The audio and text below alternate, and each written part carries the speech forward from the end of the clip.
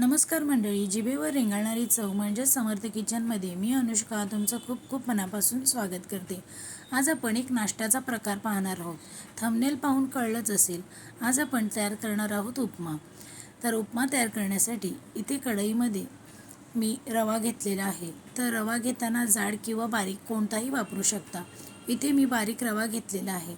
तर रवा जो आहे मंद आचेवरती छान असा खरपूस भाजून घ्यायचा आहे। तर भाजताना अजिबात गॅसची फ्लेम हाय ठेवायची नाही, त्यामुळे रवा जो आहे तो करपू शकतो। इथे उपम्यासाठी लागणारे हिरवे मटार जे आहेत ते मी उकडत ठेवलेले आहेत। तर इथे बघा आपला रवा जो आहे तो व्यवस्थित छान असा भाजून तयार झालेला आहे, तो मी काढून घेतलाय।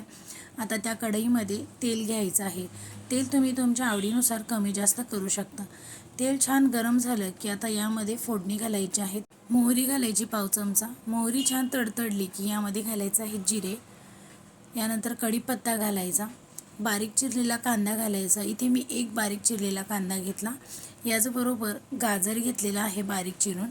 छान परतून घेतलं की यामध्ये उकडलेले जे मटार होते ते यामध्ये घालायचे आहेत।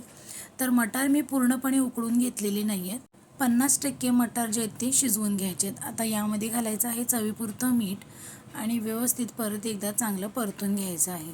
मटार जे आहे ते तेलामध्ये उडतात, तर त्यामुळे काय करायचं, गॅसची फ्लेम बारीक करायची, व्यवस्थित परतून घ्यायचं आणि झाकण लावून 1 मिनिटभर व्यवस्थित शिजवून घ्यायचं आहे। तर इथे मी 1 मिनिटभर व्यवस्थित शिजवून घेतलं। इथे पाहू शकताय मला मटार अजून थोडेसे कच्चे वाटते, त्यामुळे मी अजून 1 मिनिटभर व्यवस्थित शिजवून घेणार आहे।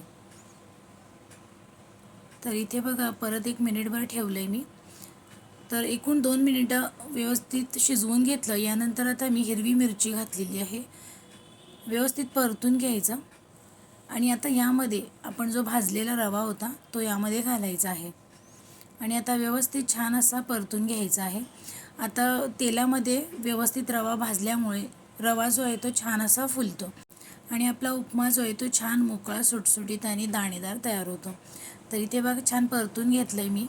आता यामध्ये बारीक चिरलेली कोथिंबीर घातली आणि ती देखील छान अशी परतून घेतली। तर 1 ते 2 मिनिटं असं छान असं परतून घ्यायचं आणि आता यामध्ये गरम पाणी घालायचं आहे। तर गरजेनुसार पाणी यामध्ये ॲड करायचं आहे।